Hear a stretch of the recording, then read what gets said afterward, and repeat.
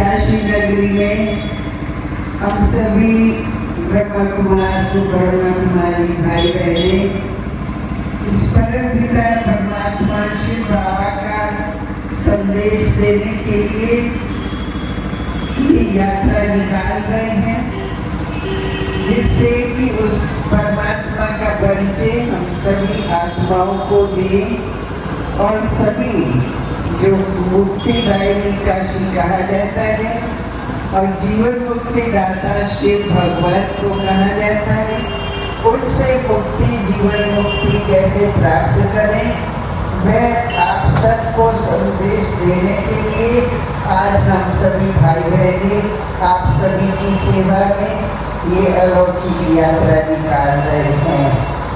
सभी शिव बाबा की याद में अपने आत्म स्वरूप में स्थित होकर के सभी को आत्मिक दृष्टि से देखते हुए हर एक को शिव बाबा का संदेश भी देना है और साथ साथ में परमात्मा की याद में रह करके हर एक आत्माओं को साकाश भी देनी है, जिससे उन आत्माओं को बल मिले, शक्ति मिले, जिससे वो इस आध्यात्मिक मार्ग पर चलकर अपने जीवन में लाभ ले सके और परमात्मा से अनेक प्राप्तियां कर सके।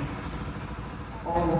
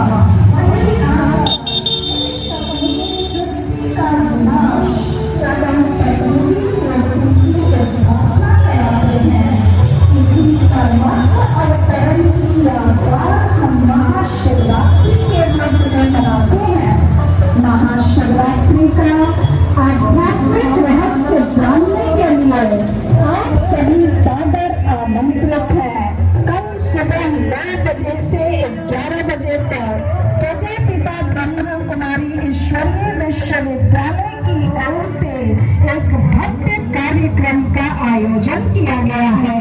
कृपया आना न भूलें। 72 जवाहर नगर।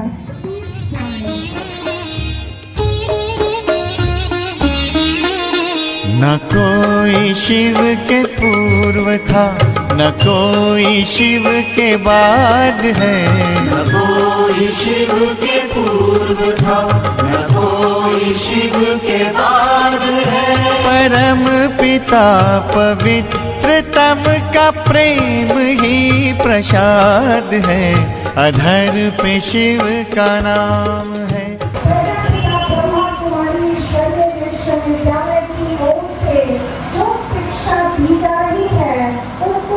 अपने जीवन में ग्रहण करें तो हम भी ऐसी भविष्य की नई स्वर्णिम दुनिया में जानने के काबिल बन सकेंगे।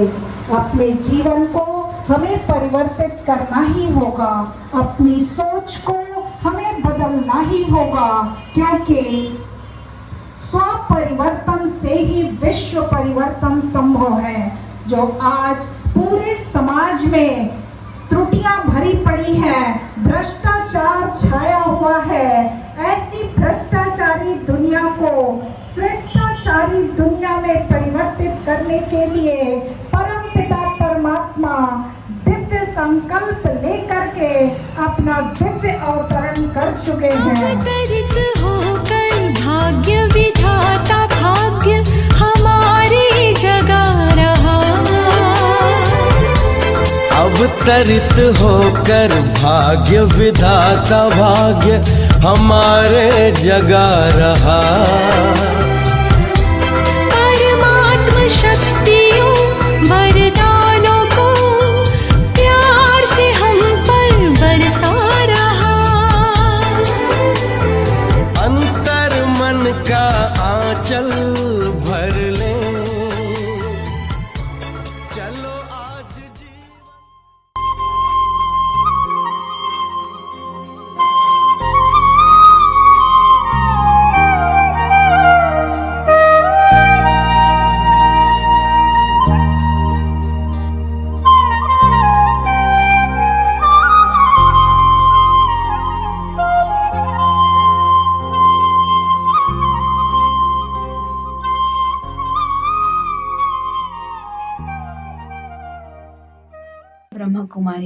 दुर्गा गोदवलिया सेवा केंद्र पर।